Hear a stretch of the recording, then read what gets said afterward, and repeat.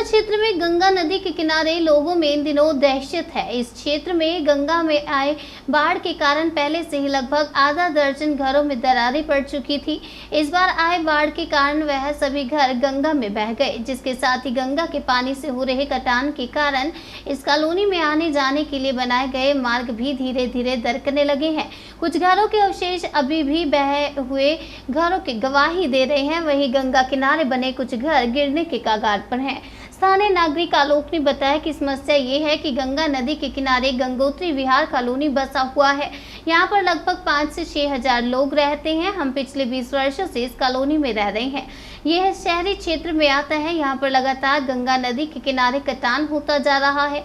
इसका टाइम में sewerage treatment plant जो बना था वह गया, लोगों के आने जाने के लिए जो रास्ता बनाया गया था वह भी बढ़ गया है। मंदिर से पेड़ पौधे थे और सारे कटान के जग में आ गए और जिससे वह भाग गए और लगातार ये कटान बढ़ता जा रहा है। दरअसल सीवेज ट्रीटमेंट प्लांट की डाली गई पाइप से लीकेज के कारण जमीन धंसने लगी थी और इस बार के बाद में सीवेज ट्रीटमेंट प्लांट का पाइप जो डाला गया था वह भी गंगा में समाहित हो गया। नगवा स्थित गंगोत्री विहार कॉलोनी के गंगा किनारे बने आधा दर्जन से अधिक घर अब तक गंगा में समाहित हो चुके हैं। घाट किनारे बने अधिकांश घरों के कमरे और दीवारें जमीन धंसने के कारण फट गई हैं। इन घरों में रहने वाले लोग दरार और कमरे को धंसते देख काफी दहशत में हैं।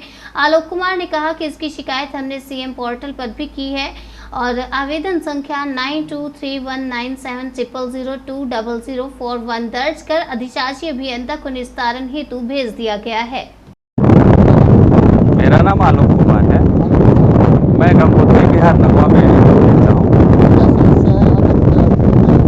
समस्या ये है कि गंगा नदी के किनारे ये गंगोत्री विहार कॉलोनी है और यहाँ पे करीब 5 से 6 हजार लोग रहते हैं और ये नगर निगम शहरी क्षेत्र में आता है और हम लोग करीब 20 साल से यहाँ पे देख रहे हैं बेहतर तरीके से।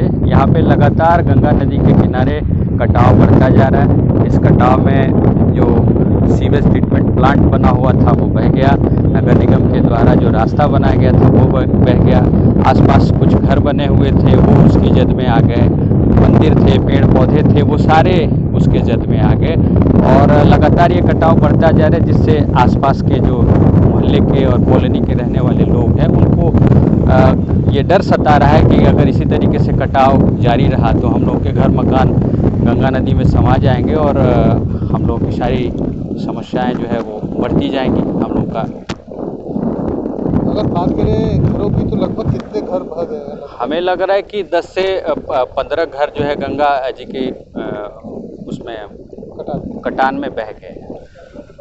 हाँ, हमने सीएम पोर्टल पे भी इसका कंप्लेंट डाला। कंप्लेंट डालने के बाद जो है वो सिंचाई विभाग के अधिकारी आए हैं और मुआयना करके गए हैं। उन्होंने बताया कि इसका पक्का सॉल्यूशंस घाट ही होगा और मेरी जो जानकारी में आया कि ये रविदास घाट से लेके 80 घाट के बीच में जो खाली था वहाँ घाट बनना है और इसके अलावा जो सामने घाट में अभी घाट निर्माण हो रहा है तो शासन के तरफ ये मेरा ध्यान आकृष्ट करना होगा कि यहाँ पे बड़ी अच्छी खासी संख्या में आवासीय लोग रहते हैं और नगर के लोग रहते हैं, तो कृपया यहाँ पे भी घाट बनाया जाए क्योंकि छठ महीने में काफ़ी बड़ी संख्या में लोग, हजारों की संख्या में लोग यहाँ पे छठ करते हैं।